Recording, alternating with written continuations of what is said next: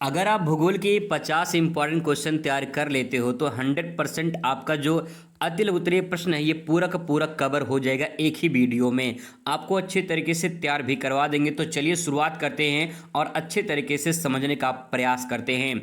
सबसे पहले यहाँ पे क्वेश्चन देख लीजिए कि पिछले 5 सालों में किस प्रकार से क्वेश्चन पूछे गए हैं। इनका उत्तर जो है आसान शब्दों मैंने यहाँ पे लिख लिया है, जिसको आसान शब्दों में मैं आपको समझाने वाला हूँ। तो चलिए एक बार देखते हैं। मानव भूगोल के विशेष क्षेत्र की व्याख्या कीजिए। तो यहाँ पे क्वेश्चन पूछा है कि मानव भूगोल के विशेष क्षेत्र की व्याख्या करनी है।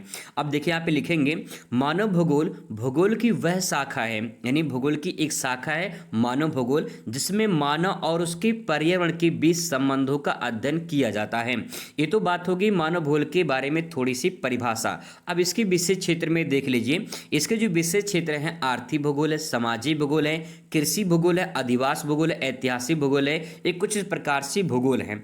अब आपको थोड़ा सा एक काम और करना है यहाँ पे कि यहाँ पूछा है विशेष क्षेत्र की व्याख्या करनी है। तो आप चाहे ऐसे लिख सकते हैं तब भी आपका सही हो जाएगा, या फिर आप इसके विशेष क्षेत्र के बारे में लिख सकते हैं। जैसे सामाजिक भूगोल है तो सामाजिक भूगोल हेडिंग डाल देंगे और उसके बारे में 2 लाइन लिखेंगे। आर्थिक भूगोल है, आर्थिक भूगोल हेडिंग डाल के 2 लाइन उसके बारे में लिखेंगे। ऐसे भी कर सकते हैं या तो इस प्रकार से भी आप लिख सकते हैं। दोनों तरीके से आपका सही होगा। ठीक दोस्तों, आगे बात करते हैं मानव संसाधन किसे कहते हैं। अब यहाँ पूछा है मानव संसाधन, तो जो मानव है ये क्या है, अपने आप में एक संसाधन है। आइए जानते हैं कैसे संसाधन है। देखिए, मानव संसाधन का तात्पर्य किसी देश या समाज के लोगों की कार्य क्षमता, कौशल और ज्ञान से है। यानी सिंपल सी बात यह है कि मान लो अगर 2 लोग हैं ए और बी, ठीक है, मान लो 2 लोग हैं। अब इन दोनों लोगों की कार्य करने की क्षमता अलग होगी, दोनों का ज्ञान भी अलग होगा, दोनों के अंदर नॉलेज भी अलग होगा, कौशल भी अलग होगा। तो इस प्रकार से जो व्यक्ति होता है वो व्यक्ति की कार्य क्षमता, कौशल और ज्ञान से उसको आधारित करते हैं। यानी मानव संसाधन जो होता है उस पर आधारित होता है। आगे यहाँ पे है वे संसाधन समाज अर्थव्यवस्था को आगे बढ़ाने में मदद करते हैं। तो वह संसाधन क्या होते हैं, समाज को आगे बढ़ाने में मदद करते हैं, जिनके अंदर कार्य क्षमता अच्छी होती है, कौशल होता है, ज्ञान होता है। तो इस प्रकार से इसके बारे में लिख सकते हैं। उदाहरण के तौर पे लिखेंगे जैसे शिक्षक होंगे, डॉक्टर होंगे, इंजीनियर होंगे, किसान, मजदूर, ये सब जो है मानव संसाधन के अंतर्गत आते हैं। जैसा जिसकी कार्य क्षमता होगी, जैसा जिसका नॉलेज होगा, जैसा जिसकी कौशल होगी, उसके आधार पर वो विकास करता है। तो ये पॉइंट आपका क्लियर हो चुका है। ठीक है, आगे बात करते हैं। नेक्स्ट क्वेश्चन आपके सामने यहाँ पे है लिंगानुपात को परिभाषित कीजिए। अब आपको देखिए लिंगानुपात को परिभाषित करना है। तो लिंगानुपात में देखिए, लिंगानुपात किसी स्थान पर प्रति 1000 पुरुषों पर महिलाओं की संख्या को दर्शाता है। अगर इसको सिंपल भाषा में समझा जाए तो बस आप इतना समझ लीजिए कि जो महिलाएं होती हैं, ठीक है, यानी मेल और फीमेल का अनुपात होता है, यानी पुरुष और महिला का जो अनुपात होता है उसी को लिंगा अनुपात कहते हैं। तो इसको परिभाषा कहते हैं कि प्रति हजार पर जो महिलाओं की संख्या होती है प्रति 1000 पुरुषों पर, ठीक है, प्रति 1000 पुरुषों पर जो महिलाओं की संख्या होती है उसी को लिंगानुपात कहते हैं। कभी कभी लिंगानुपात पूछ लेता है इसका सूत्र। तो लिंगानुपात बराबर होता है महिलाओं की संख्या बटे पुरुषों की संख्या गुणे 1000। ठीक है, तो आप इसको ऐसे लिखेंगे, ऊपर यहाँ पे लिखेंगे महिलाओं की संख्या, ठीक है, यहाँ लिखेंगे महिलाओं की संख्या और नीचे लिखेंगे पुरुषों की संख्या, फिर यहाँ पे गुणे 1000 कर देंगे। ठीक है, गुणे 1000 कर देंगे, तब पूरा सेंटेंस क्लियर हो जाएगा। तो ऐसे पूरा आपको लिखना पड़ेगा सूत्र। ठीक है दोस्तों, आगे बात करते हैं नगरीय अवशिष्ट प्रबंधन किसे कहते हैं। तो देखिए 3 शब्द इसमें है, एक नगरीय है, अवशिष्ट है, प्रबंधन है। यानी हम नगर मतलब शहर की बात कर रहे हैं यहाँ पे, ठीक है, जो शहर है, नगर है, उनकी बात कर रहे हैं। और यहाँ पे अवशिष्ट लिखा गया है। अवशिष्ट कम लोग जो कूड़ा करकट वहाँ पे फैला हुआ है, वो बचे खुचे जो पदार्थ है शहर में बिखरे पड़े होते हैं, उनका क्या करना है, प्रबंधन करना है, नहीं मैनेजमेंट करना है सही तरीके से, ताकि जो है इधर उधर कूड़े बिखरे ना रहे, उसी के बारे में यहाँ बताना है। उसमें लिखेंगे नगरीय अवशिष्ट प्रबंधन में शहरों में उत्पन्न कचरों को सही तरीके से इकट्ठा करना, अलग करना, पुनः उपयोग करना और सुरक्षित तरीके से निपटान इसमें शामिल है। इसके तहत जैविक कचरे को खाद बनाने, पुनर्चक्रण के लिए उपयोगी किया जाता है। उदाहरण के तौर पे दिल्ली जैसे शहरों में कचरे को अलग करने के हरित यानी गीला कचरा और नीले यानी सूखा कचरा जो डिब्बे का प्रयोग किया जाता है। आपने देखा होगा कि वहाँ पे जैसे बहुत सारे हॉस्पिटल वगैरह होते हैं, वहाँ पे डिब्बे बने होते हैं, वहाँ पे लिखा रहता है गीला कचरा, और कुछ डब्बे बने होते हैं वहाँ पे लिखा रहता है सूखा कचरा। इस प्रकार से उसको जो है अलग अलग करने की प्रक्रिया होती है ताकि जो है उसे सही तरीके से इस्तेमाल पुनर्चक्रण किया जा सके, इस प्रकार से। ठीक है, आगे यहाँ बात करते हैं अगले क्वेश्चन पर। अगला क्वेश्चन है चतुर्थक क्रियाकलाप के दो सेवाओं का नाम बताइए। तो जो चतुर्थक सेवा है उसके बारे में आपको बताना है। यानी यहाँ पे देखिए लिखेंगे सूचना प्रौद्योगिकी पहला पॉइंट, दूसरा अनुसंधान एवं विकास, ये 2 पॉइंट आप इसके बारे में लिख सकते हैं। थोड़ी सी परिभाषा देख लीजिए कि चतुर्थक क्रियाकलाप ज्ञान और सूचना पर आधारित होता है जिसे उच्च क्रियाकलाप कहा जाता है। इसमें IT सेक्टर आते हैं, इन्हें आपको सूचना प्रौद्योगिकी आ जाएंगे, और अनुसंधान विकास वाला क्षेत्र ये इसमें आ जाएगा। ठीक है, आगे बात करते हैं। क्वेश्चन नंबर नेक्स्ट है, ये पिछले सालों में क्वेश्चन पूछे गए हैं और आप इसे जरूर से जरूर एक बार अच्छे से रिवाइज कर लीजिए ताकि जो है आसानी से आप इसे आंसर कर पाए। ठीक है, 2 धात्विक खनिजों का नाम बताना है। तो 2 धात्विक खनिज में आपका लौह अयस्क आ जाएगा, बॉक्साइट आ जाएगा, मैग्नीज आ जाएगा। 2 पूछा गया है, 2 ही लिखिए, जितना पूछा जाए उतना लिखिए। और जैसे ही लिखा गया यहाँ पे सबसे पहले हेडिंग बनाएंगे 2 धात्विक खनिजों के नाम, ऐसे हेडिंग बन जाएगा। फिर पहला पॉइंट और फिर दूसरा पॉइंट, ऐसे जैसे लिखा गया है ऐसे लिखेंगे तो 1 नंबर 2 नंबर आपको यहाँ पे आसानी से मिल जाएगा। ठीक है, आगे है यहाँ पे नेक्स्ट है आपके सामने कि विश्व के किन्हीं 2 समुद्री पत्तन बंदरगाहों के बारे में आपको बताना है। चाहे पत्तन कहें या बंदरगाह कहें, पत्तन बंदरगाह एक ही होता है। ठीक है, अब इनके 2 नाम बताने हैं, तो पहला और दूसरा हो गया। तो टोक्यो बंदरगाह, सिंगापुर बंदरगाह। सिंगापुर देश में है। ठीक है, यानी सिंगापुर देश के नाम से सिंगापुर है, और जापान यहाँ पे हो जाएगा, जापान की राजधानी टोक्यो बंदरगाह है। ठीक है, इस प्रकार से इसके बारे में लिखेंगे।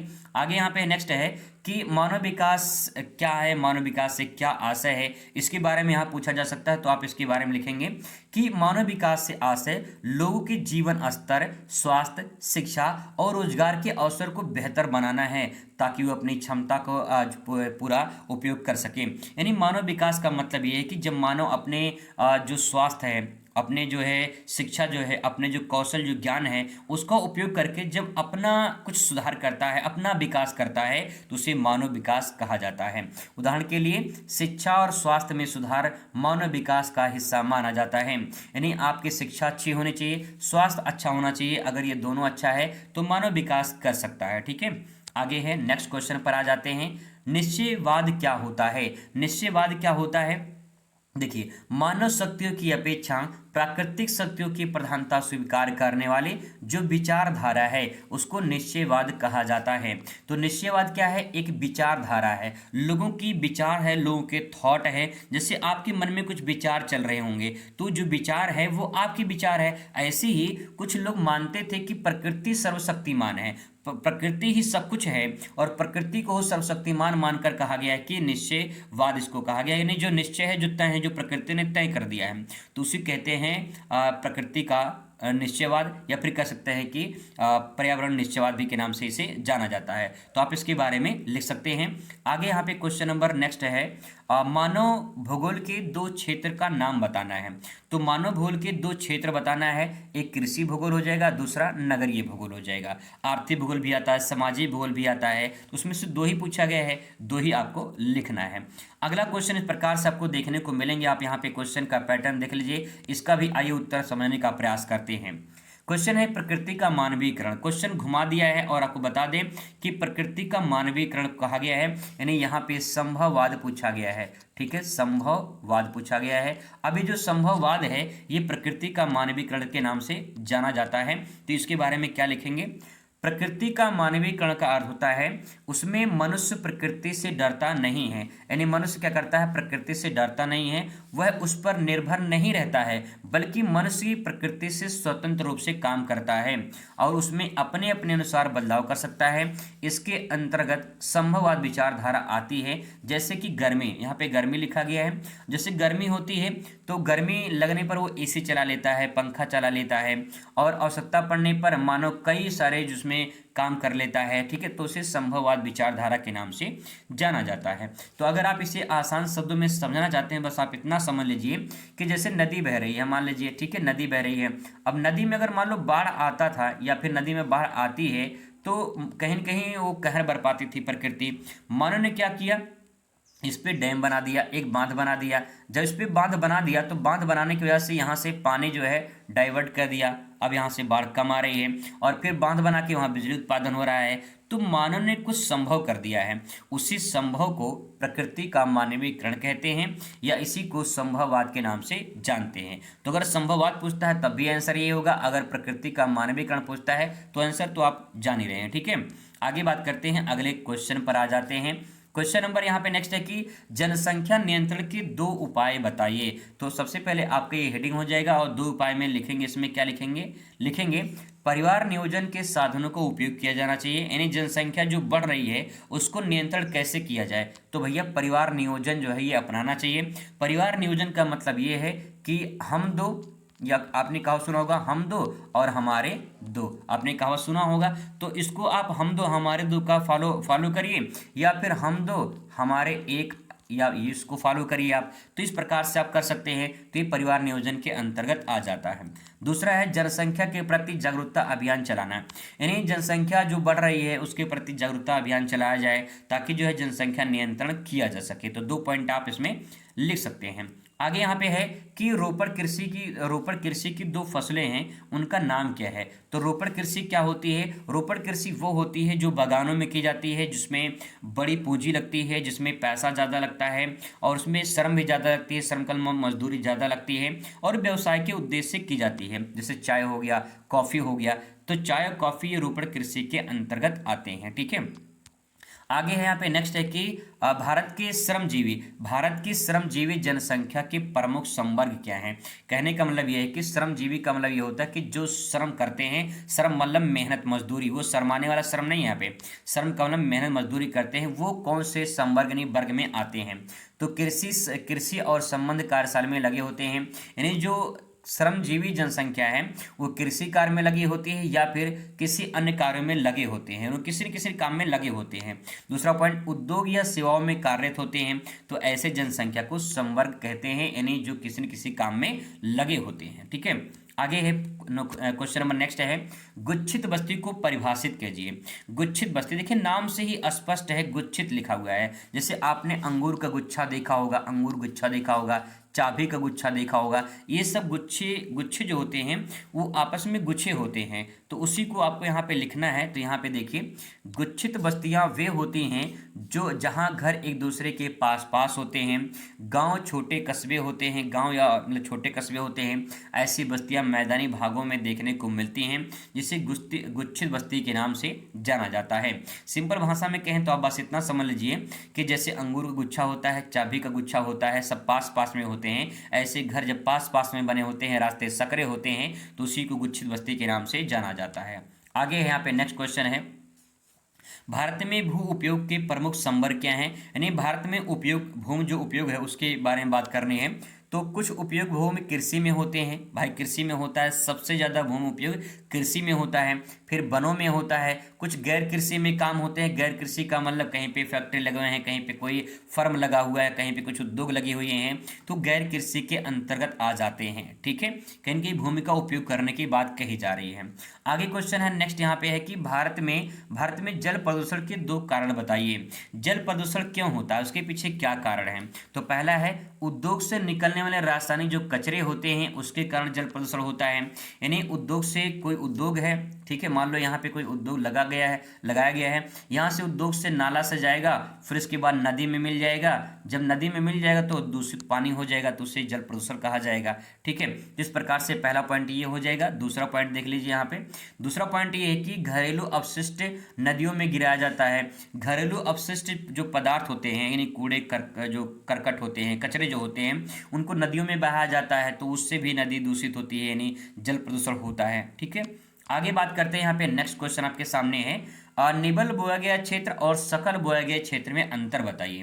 तो मोस्ट इंपॉर्टेंट क्वेश्चन है कि निबल बोया गया क्षेत्र और सकल बोया गया क्षेत्र क्या होता है। तो देखिए पहले बात करते हैं निबल बोया गया क्षेत्र। तो अगर इसके बारे में बात करें तो यहाँ पे देख पाएंगे वह भूमि जो एक वर्ष में फसल बोने के लिए उपयोग की जाती है उसे निबल बोया गया क्षेत्र कहते हैं। यानी वह भूमि जो एक वर्ष में फसल बोने के लिए उपयोग किया जाता है उसे निबल कहते हैं। और वह भूमि वह सकल में देखिए फसलों की कुल खेती जो है कुल खेती कई भूमि जिसमें एक वर्ष में कई प्रकार की जो फसलें हैं वो बोई जाती हैं तो उसमें सकल कहते हैं। ठीक है, अब इसको थोड़ा सिंपल भाषा में समझिए तो निबल का मतलब होता है एक वर्ष में एक फसल उगाई जाती है, सकल का मतलब एक वर्ष में दो या दो से अधिक फसलें उगाई जाती हैं, उन्हें सकल बोया गया क्षेत्र कहते हैं। आगे क्वेश्चन है कि जल संभर प्रबंधन क्या होता है। तो जल संभर प्रबंधन की बात करें तो देखिए यह तकनीकी जल संरक्षण के पूरे जल स्रोत क्षेत्र को जो है प्रबंधित करने की प्रक्रिया है जिसमें मिट्टी पानी पौधों का संरक्षण शामिल होता है। जल संभर प्रबंधन का मतलब ये है कि जो जल होते हैं उनको किसी न किसी प्रकार से बचाना है। जैसे टैंक वगैरह होते हैं ना, तो टैंक वगैरह में पानी को जो है क्या किया जाता है बचाया जाता है, तो उसको किसी प्रकार से तालाबों में पानी या फिर अन्य जगह पे जो पानी है उन पानी को इकट्ठा करना है, मैनेजमेंट करना है, उसी को जल संभर प्रबंधन के नाम से जानते हैं। ठीक है, आगे है क्वेश्चन नंबर नेक्स्ट आपके सामने यहाँ पे है कि मानव भूगोल की उप क्षेत्र क्या है। तो मानव भूगोल की अगर उप क्षेत्र की बात करें तो देखिए जनसंख्या भूगोल है, आर्थिक भूगोल है, सांस्कृतिक भूगोल है, ग्रामीण शहरी भूगोल है। तो इस प्रकार से इसके बारे में आप लिख सकते हैं। आर्थिक भूगोल की जगह आप कृषि भूगोल लिखिए तो ज़्यादा बेहतर होगा क्योंकि आर्थिक भूगोल आपके क्षेत्र में आ जाएगा, तो कृषि भूगोल जो है आपका यहाँ पे आ जाएगा उप क्षेत्र में। ठीक है, तो इस प्रकार से आप इसके बारे में लिख सकते हैं। इसके बाद दोस्तों यहाँ पे देखिए 21 नंबर से क्वेश्चन शुरुआत होगा। अब 21 नंबर से क्वेश्चन के बाद जो यहाँ पे 30 नंबर क्वेश्चन होगा, तो यहाँ पे पहले 20 क्वेश्चन आप देख लीजिए इस प्रकार से किस प्रकार जो है क्वेश्चन आते हैं। आपको वीडियो कैसा लगा कमेंट करके जरूर बताइएगा। जो भी कमियां हो कमियां को एक बार कमेंट करिएगा ताकि मैं सुधार कर सकूं और अगली वीडियो में आपको अच्छे तरीके से समझा सकूं। मुलाकात करते हैं नेक्स्ट वीडियो में। Thanks for watching.